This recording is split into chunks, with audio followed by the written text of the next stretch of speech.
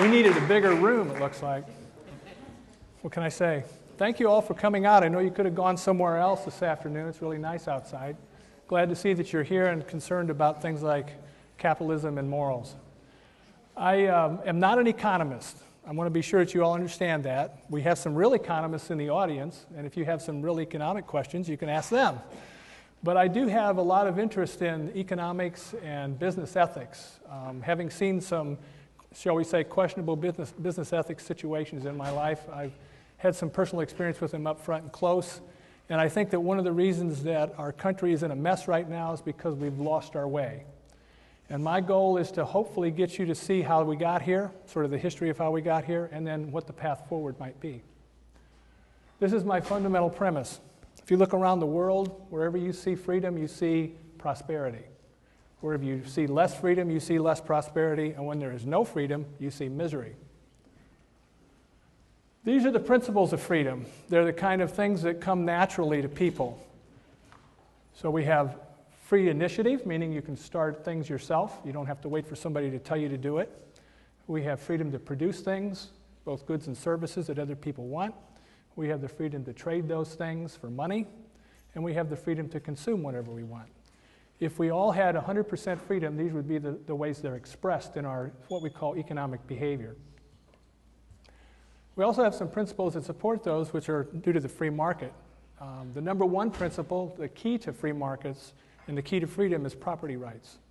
The right of ownership of your own life, your own self, the right of ownership of other things, but not other people. Those property rights are key to leading to prosperity. We also have the principle of enforceable contracts. If you make an agreement, you should keep it. The foundations of business are trust, caring, and commitment, and those should be embodied in all contracts, whether they be social or written. And then finally, we have the rule of law. There should be some way of enforcing the rules that keep people from exploiting each other. And as we go through the talk today, we'll be talking about how those things work and how sometimes they don't work. Now, this is my definition of capitalism. There are probably 42 other ones, including many in different kinds of dictionaries. None of them are the same. Capitalism has a lot of different aspects for a lot of different people. I think capitalism is a useless word for that reason. I don't like to talk about capitalism at all, actually, but I put it in the title of this talk because it gets people's attention. It's a reactionary term that everybody reacts in some way to, most of the time negatively. If you Google capitalism on the computer, you'll find image after image after image that indicate people hate capitalism.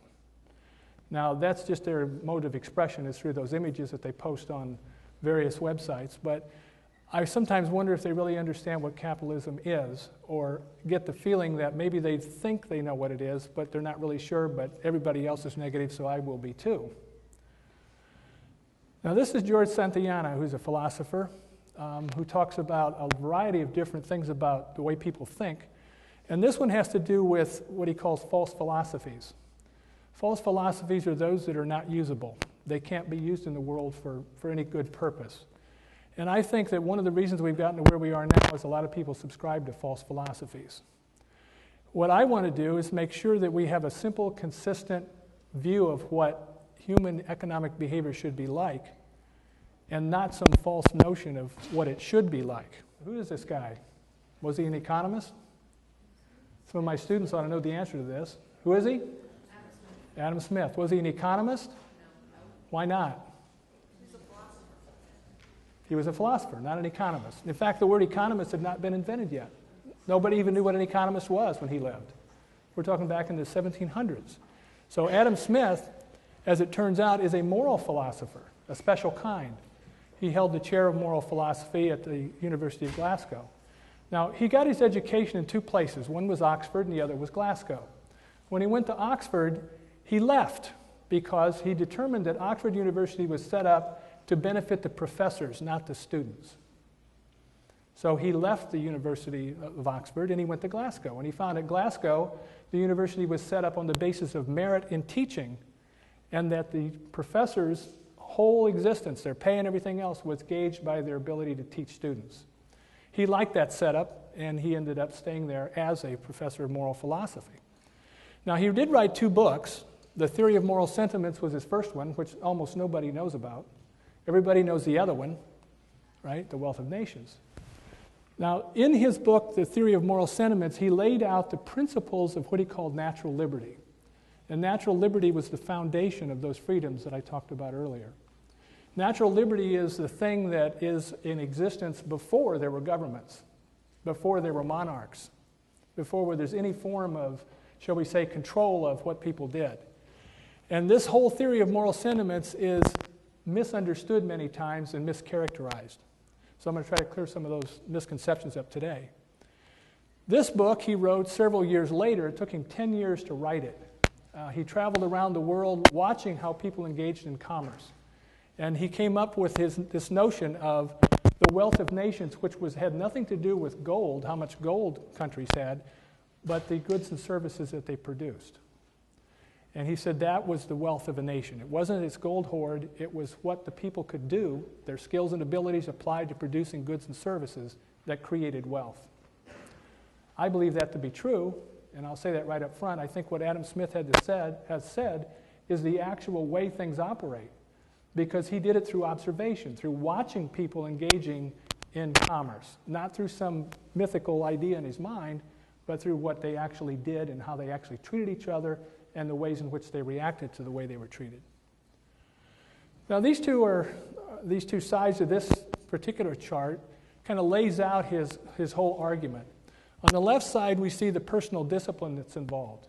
He said in commerce that's done well, you have personal discipline. And the question then becomes, where does that personal discipline come from? It comes from these things over here. Natural liberty, meaning you have those freedoms to initiate and all those others. And it also comes from the impartial spectator.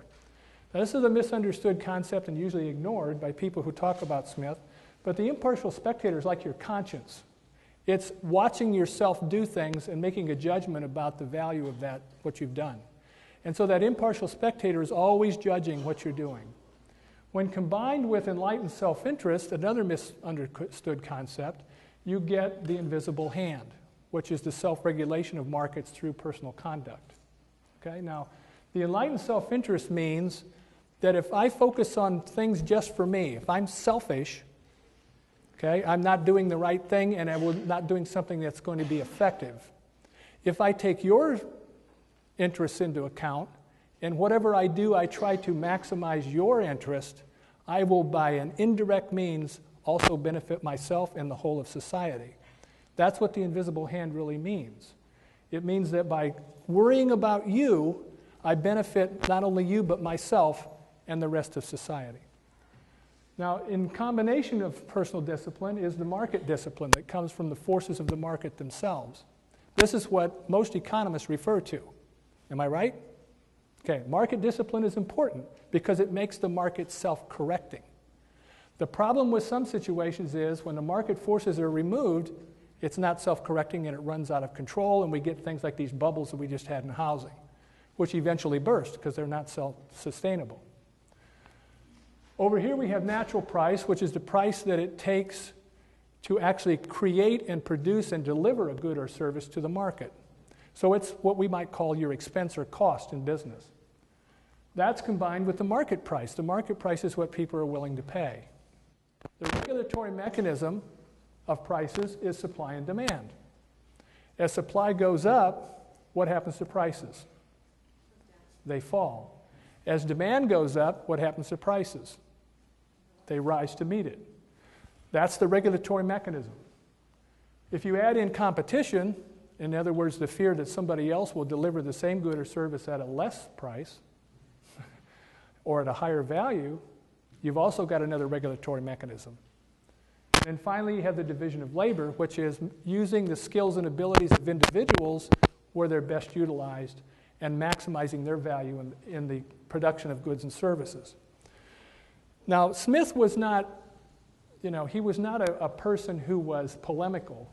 He rewrote these books several times, so he was always refining these concepts throughout his life. And the reason that he did that was he always was finding new evidence either to support or refute his own idea.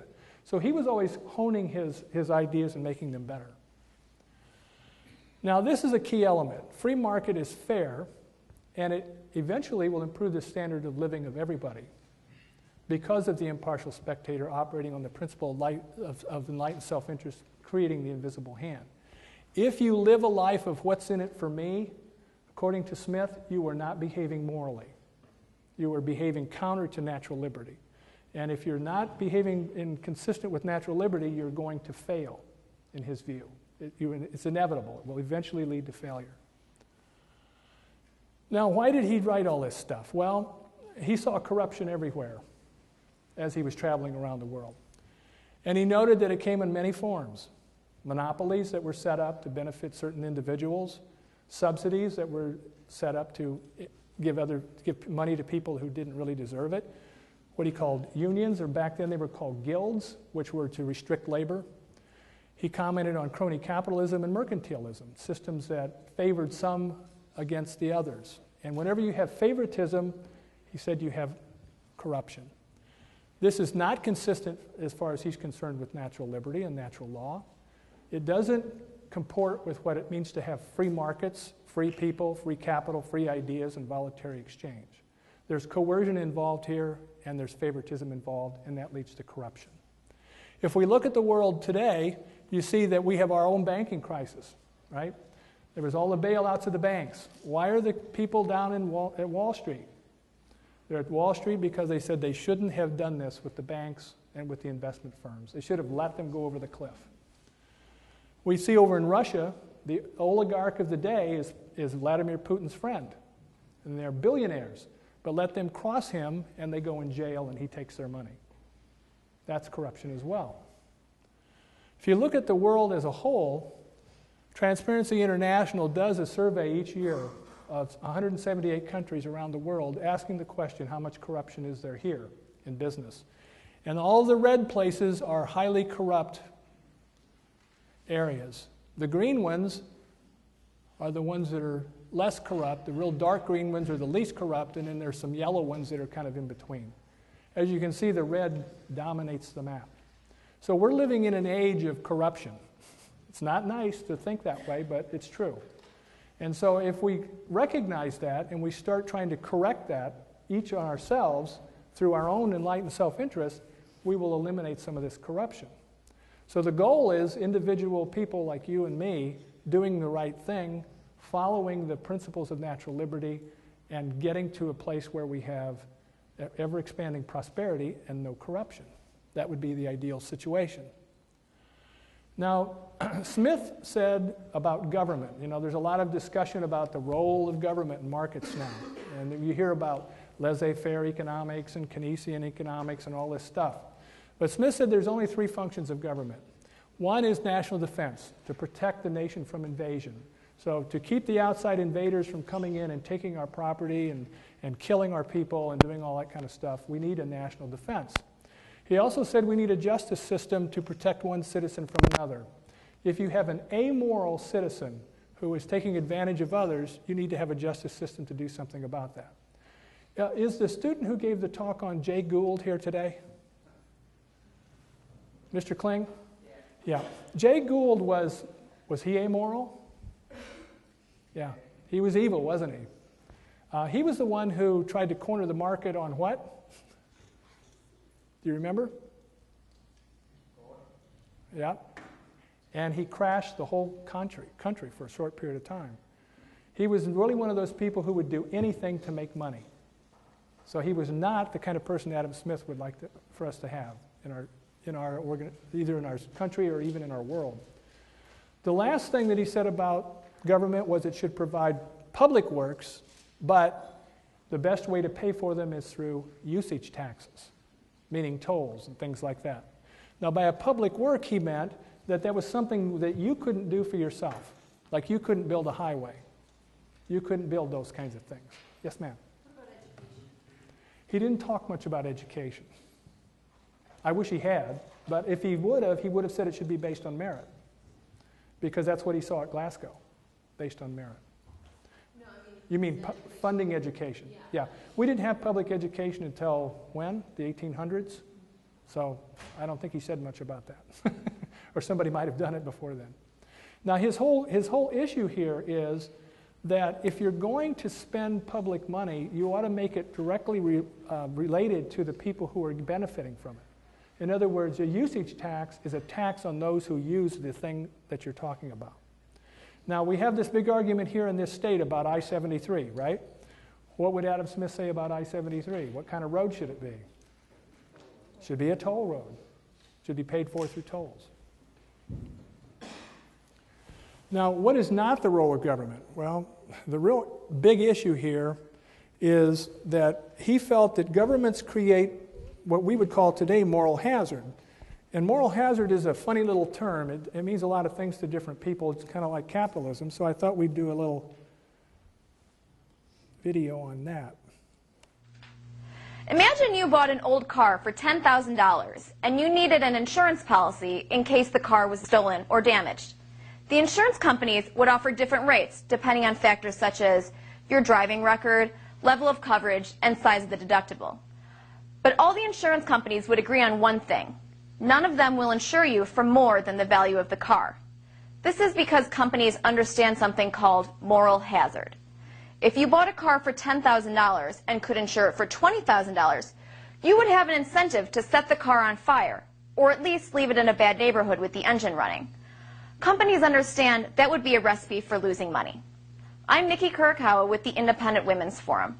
As part of the Center for Freedom and Prosperity's Economics 101 series, I'm here to explain moral hazard and how government policies sometimes encourage foolish behavior. Let's use an example from the financial crisis.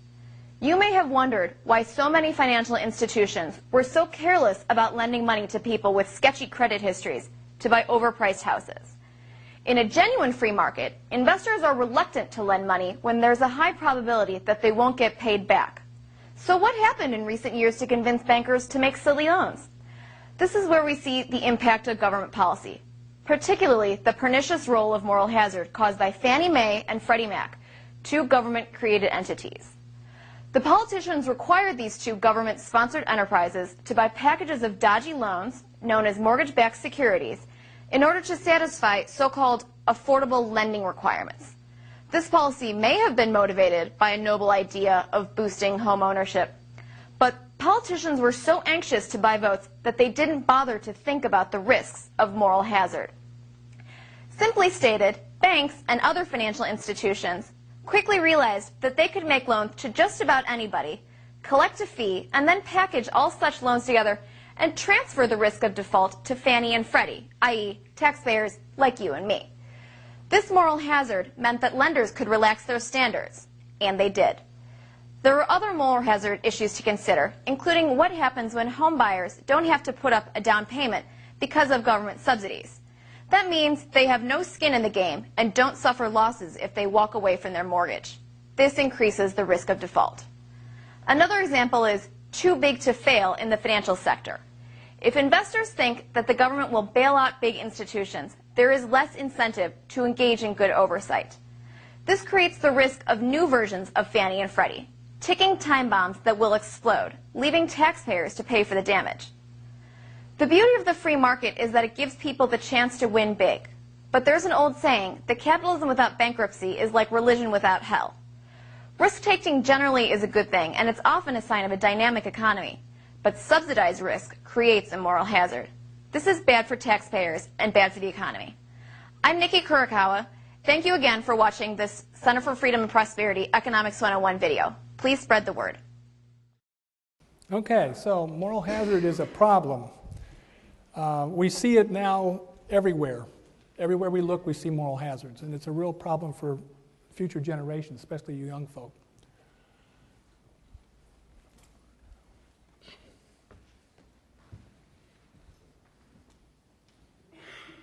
Anybody know who wrote that poem, other than my wife? No? No clue? Did you write that poem, Michael? No. No, I did not. It was Karl Marx. I would characterize Karl Marx as a false philosopher. Problem is, if his head matched his intellect, and if it possessed as much love as hate, I would have gone through fire for him, but a most dangerous personal ambition has eaten away all the good in him. That was spoken by his good friend and co-author, Friedrich Engels, who helped him write the Communist Manifesto. So Engels recognized in Marx there was a danger there. And the danger was that his ambition would override just about everything. This has been said to be one of the most elegantly written, coolest, neatest, most concise books ever. And I think that's probably right if you've ever read it. Problem is, it doesn't work. We just had Martin Luther King Jr.'s memorial dedicated in Washington, D.C., so I thought we should hear from him.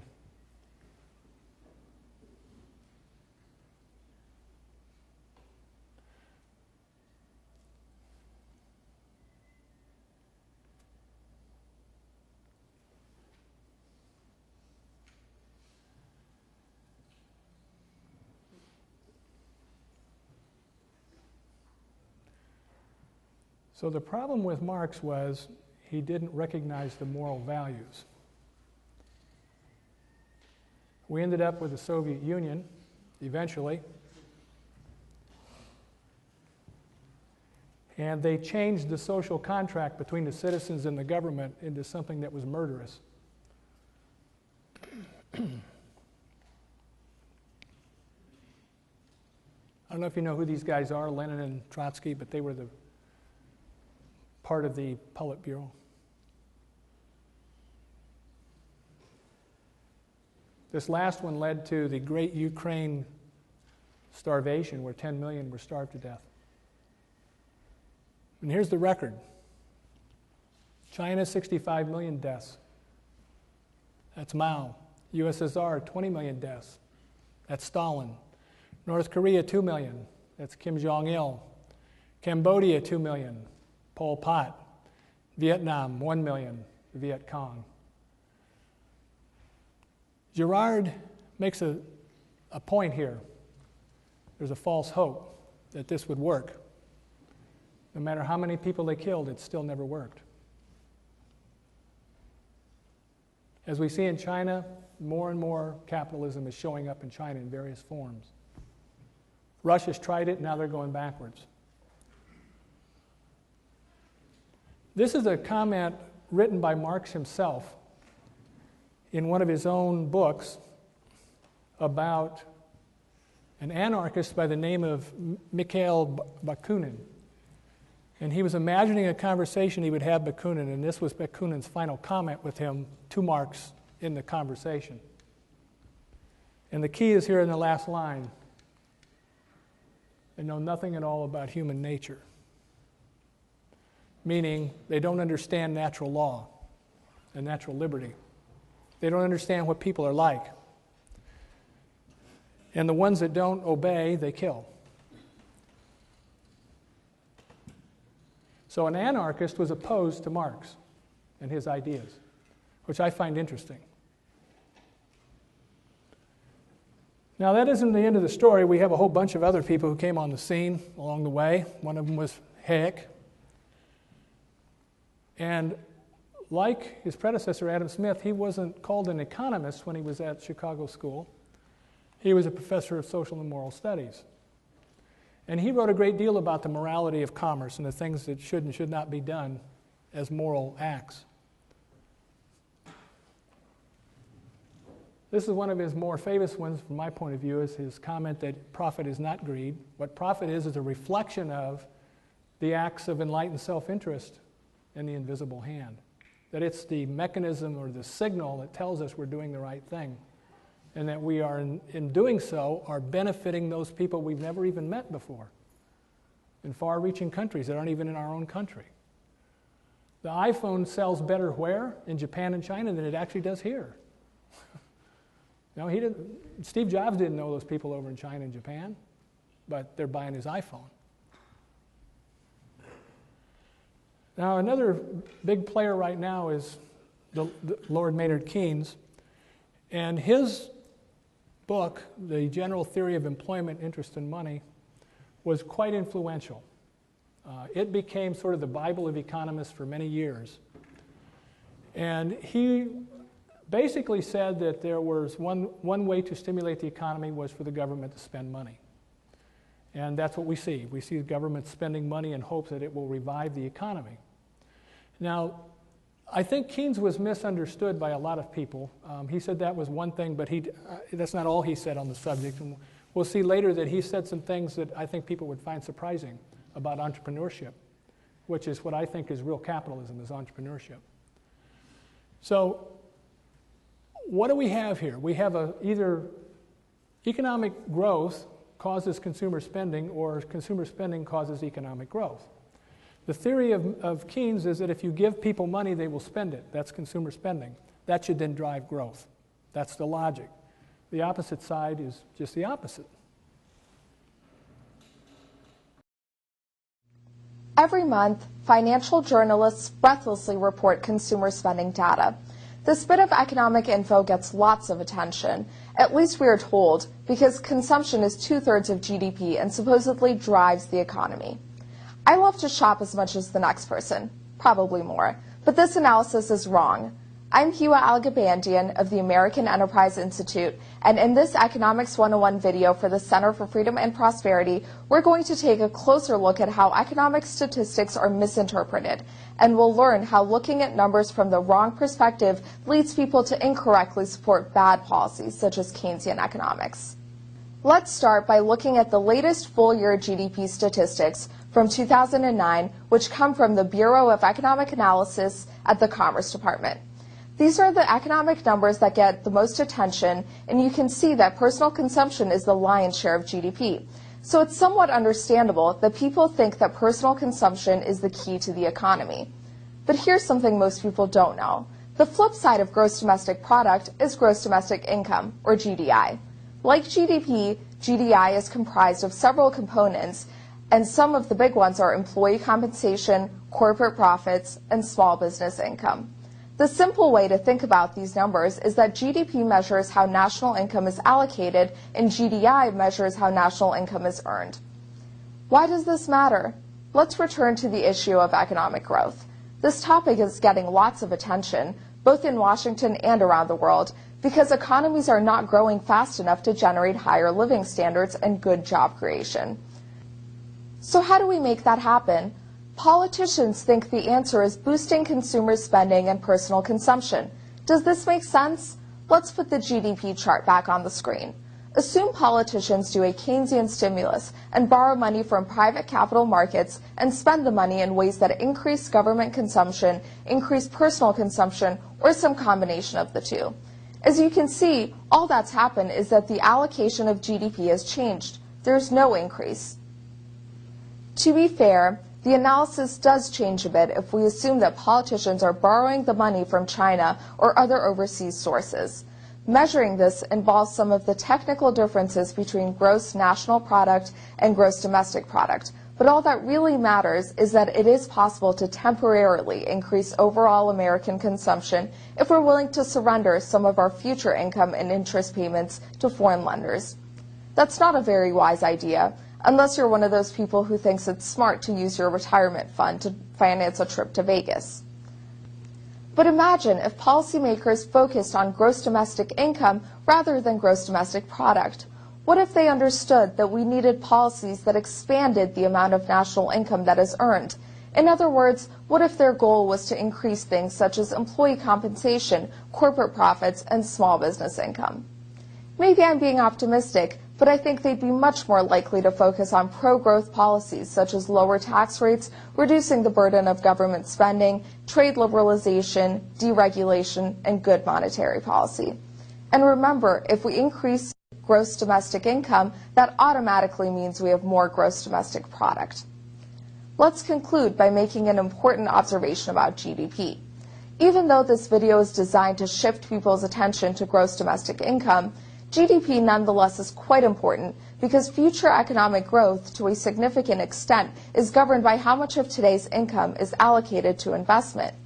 In simple terms, it is very difficult to enjoy more prosperity in the future unless we set aside some of today's income to finance tomorrow's growth. This doesn't mean consumption is bad. Adam Smith noted that the ultimate purpose of production is consumption. But it does suggest that politicians shouldn't be trying to artificially boost consumption at the expense of investment. Not only does that not stimulate the economy today, it also may reduce economic output in the future.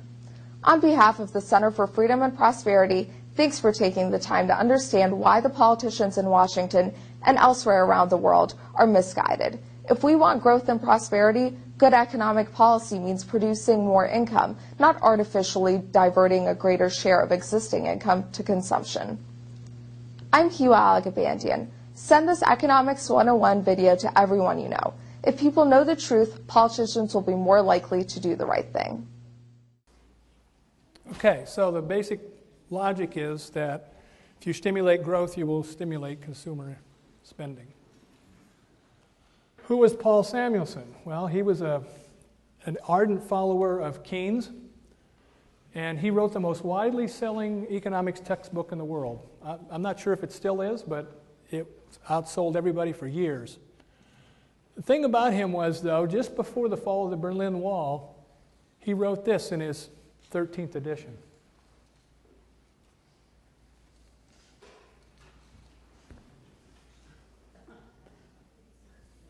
Talk about bad timing.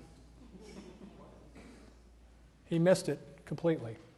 Soviet Union fell, and that statement became obsolete.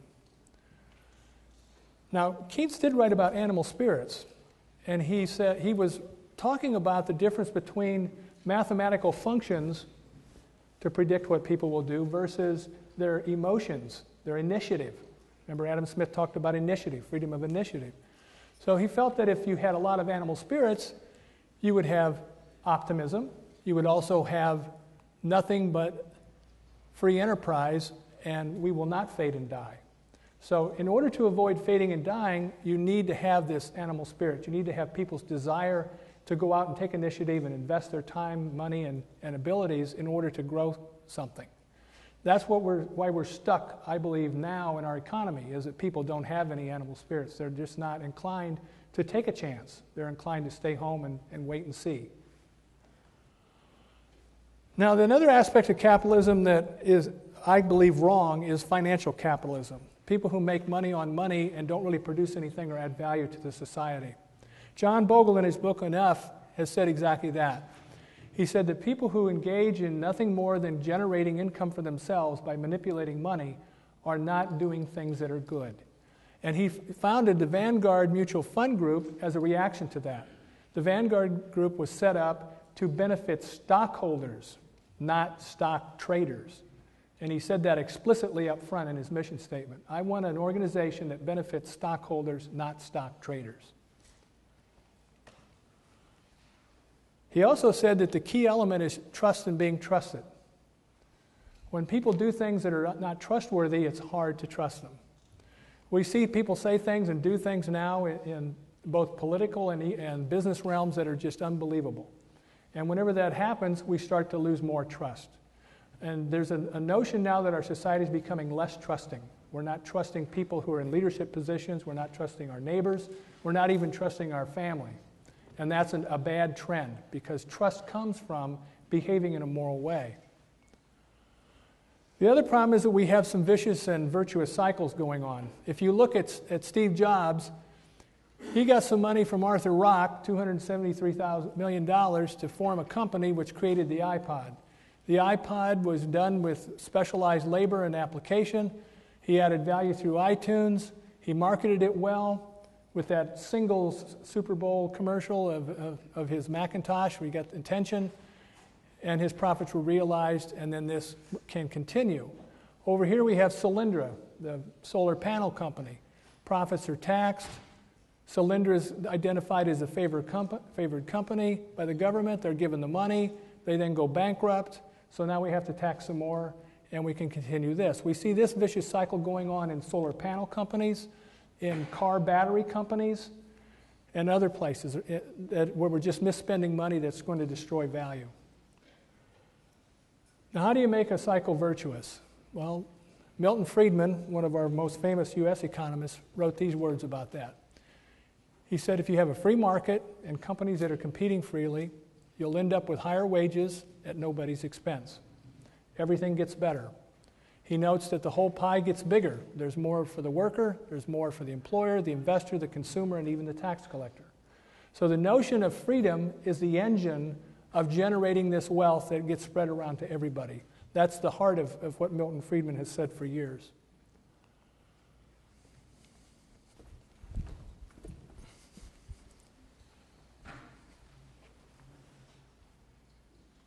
Here's a question for you. How much money would someone have to pay you to give up the internet for the rest of your life? Oh, wow. That is a fantastic question. So would $1 million be enough for you to never use the internet again? Me? Nah. Well, I don't even know if I could take on that challenge. My whole life practically comes out of there. It would have to be something in excess of $15 to $20 million. Couple million, billion. I think it would be in the billions. When I ask my students this question, oh, you couldn't pay me enough. 5 million, no, 10 million. $1 billion. SMU professor Michael Cox spends a lot of time thinking about new technology. So let me ask you a different question. How much do you have to pay in order to use them? 10 million? $1 million? 100,000? Even 1,000? No. Internet access costs just pennies a day. And so what the market has done is created a tremendous gap between worth, how much you'd pay for it, and cost. It's cheap to get online and getting cheaper all the time. In fact, the price of high-speed access has dropped more than 50% over the past 2 years. All kinds of things are getting cheaper. UNIVAC leads the field of electronic computing. The first computers were big and slow, and they cost millions of dollars. Here's a camera that's built with fun in mind. It wasn't long ago that this camera was a big deal. Same for video cameras like this. But today, smartphones come with video cameras, still cameras, and all kinds of other features built in. This is what the first cell phones looked like when they came out in the mid-'80s. Price tag, $4,000. Wow. $4,000? Nah. This product, I saw recently, this is a 3G phone, was $39. Do you ever wait for the price of a product to go down before you buy it? Yes, ma'am. iPad. Many of us wait for a cheaper price. But why do things get cheaper? When a new good comes out, we get in a line. We all get in a line for it. But the wealthiest people be in the front of the line. They pay the highest price and get the worst version of the product. My reaction is obviously, Michael Douglas in Wall Street on the beach. Astonish me, pal. Douglas plays the villain Gordon Gekko in the 1987 film. He's super rich, but his phone had no memory, no apps, no music. It's pretty much a brick with buttons. So during those first few years, products are very expensive as those development costs are paid. Developers experiment with the new technology and figure out how they can make big bucks by selling it to more people. But most people won't spend thousands of dollars for a cell phone, so they wait. If everybody waited, then the product would die on the vine. It would never make it to the market. So somebody is paying that cost of the first product to keep it from dying, and that's the rich. Real-life Gordon Geckos buy the products when they're expensive, and that lets us enjoy the cheaper, better versions. Capitalism has its own built-in welfare transfer system. Imagine if cell phones still cost $4,000. Do you think if phones cost that much today, you would have one? No, I would not. But today, we all enjoy things that are vastly superior to what the richest people in the world owned just a short while ago. And many things, like aspirin and air conditioning and fully loaded cars, weren't even available a century ago. It's just ridiculously fun. And it goes far beyond the fun stuff. New technology lets us keep up with loved ones across the globe. It improves lives and saves lives in countless ways. And that was brought to you by the private sector. Cox says it starts with millions of Americans just going to work each day, trying to make things better for themselves and their families. Things get better because in order for me to succeed, I have to pay attention to your needs and wants. I have to create a product that you'll voluntarily buy, so I cannot make myself better off apart from making you better off as well. Apple can't force you to buy its products. The company makes so much money because it's really good at figuring out what people really like. That's why capitalism, paradoxically, it starts with self-interest, but it's guided by freedom, maximizes social welfare. Even during tough economic times, Americans live much more richly than previous generations. Yet few of us consider ourselves rich. No, not rich. I'm like in the middle class. Just like middle class. I am in the middle. But in some ways, Maybe we're all millionaires and billionaires if we have something that's worth that much to us, something that lets us do so much. So think about it. How much is all of that worth to you? You might just be richer than you realize.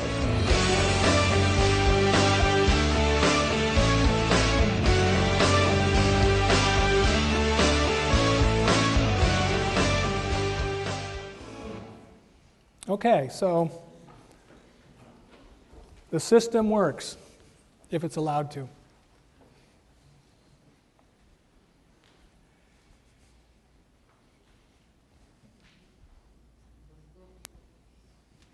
Those of you who are under 30, Winston Churchill was the one who saved Britain. He was the leader of Britain during World War II. You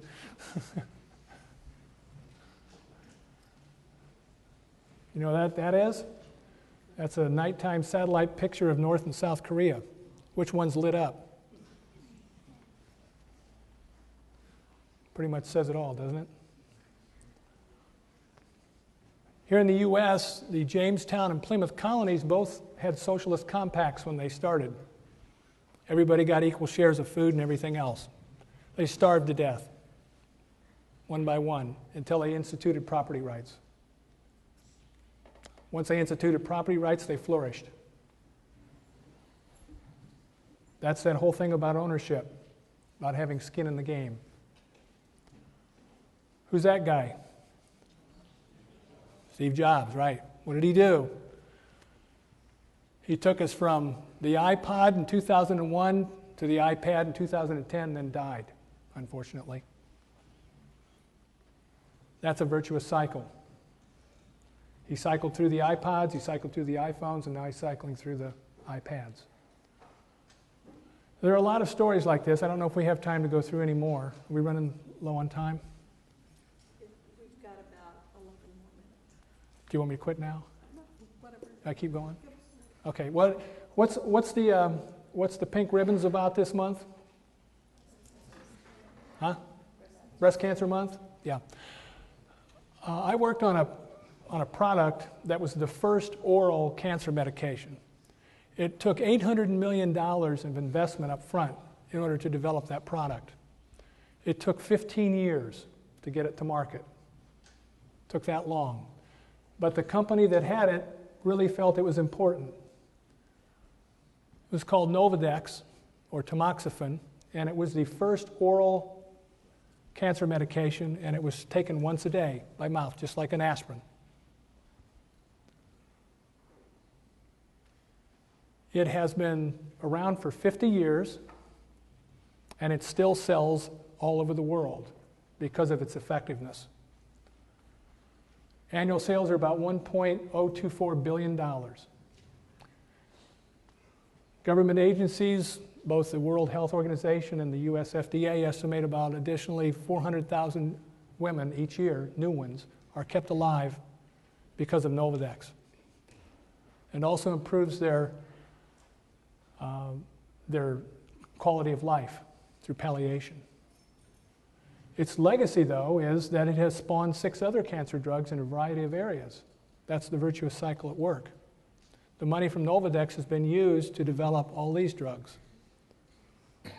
Everything from colorectal cancer to lung cancer to prostate cancer and other breast cancer drugs. Each one of those requires massive investment of money up front that's provided by the sales of Novadex. So here's sort of the whole summary here of everything that I've babbled on about and shown you.